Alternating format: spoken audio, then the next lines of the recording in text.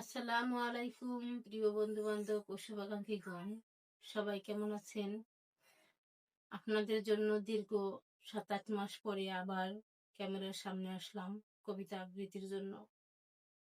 দীর্ঘদিন কবিতা আবৃত্তি করা হয় না। এই 7-8 মাসের মধ্যে জীবন থেকে অনেক কিছু চলে গেছে, অনেক আপনজনের মৃত্যু হয়েছে, অনেক বিপদ আপদের মধ্যে দিয়ে সময় গেছে। সেই সময়ের সমস্যার জন্য কবিতা আবৃত্তি করা হয় নাই। দীর্ঘদিন পরে আপনাদের সামনে আসছি নতুন কবিতা নিয়ে। মানব জীবনটা সিঁড়ির মতো, আমরা ভেঙে ভেঙে উঠি, আবার ভেঙে ভেঙে নামি। মৃত্যুটা আমাদের জীবনের জন্য অনিবার্য। এই অনিবার্য সত্যটাকে আমরা মেনে নিতে পারি না সহজ করে, কিন্তু আমরা সবাই বাঁচতে চাই, যেটা আমাদের জন্য আশ্চর্যের। সেই আশ্চর্যের বেঁচে থাকাটাকে আমরা কামনা করি, বেঁচে থাকতে চাই সবাই।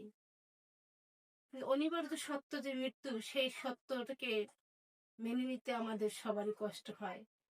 সেই অনিবার্য সত্যকে মেনে নিয়ে সামনের পথে আগাতে আমরা বাধার সম্মুখীন হই, কত যন্ত্রণার মধ্যে দিয়ে আমাদের জীবন যায়, কিন্তু সেই মৃত্যুটা আমরা সহজ করে দেখতে পারি না। তো আমার কাছে মনে হয় বেঁচে থাকার চেয়েও মৃত্যু অনেক সোজা, মৃত্যু অনেক কাছের, অনেক শান্তির, অনেক তৃপ্তির।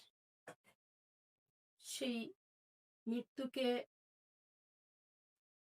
সামনে রেখে স্মরণ করে আমার আজকের কবিতা সিঁড়ি। জীবনের সিঁড়িগুলো ভেঙে ভেঙে নামি, স্মৃতিগুলো খুব প্রিয়, খুব বেশি দামি।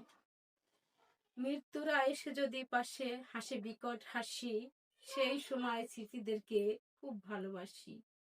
হয়তো পড়বে মনে প্রিয় তোর হাসি মাখা মুখ, ভালোবেসেছিনু এক বুক সুখ। মৃত্যু সে নয় তো কোনো দুঃখের বোঝা, বেঁচে থাকার চেয়েও বুঝি মৃত্যু সোজা। আসলে কি তাই নয়? মৃত্যু কি সোজা না? আমরা যত কিছুর ভিতর দিয়ে যাই না কেন, আমাদের জীবনের এক সত্য, অনিবার্য সত্য, যেখানে কোনো সন্দেহ নাই, যেখানে কোনো অনিশ্চয়তা নাই, নিশ্চয়তার মধ্যেও নিশ্চয়, সে মৃত্যু।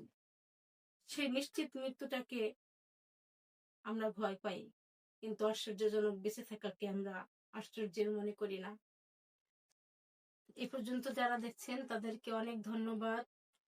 যারা এখনো লাইক করেন নাই, তারা লাইক করে আমার পাশে থাকুন। যারা ফেসবুক থেকে দেখছেন তারা অবশ্যই আমার আইডিটা ফলো করে দিবেন। যারা ইউটিউব থেকে দেখছেন অবশ্যই অবশ্যই সাবস্ক্রাইব করবেন। সবাইকে ধন্যবাদ। আমি মাহফুজা জামান। আসসালামু আলাইকুম। সবাই ভালো থাকবেন।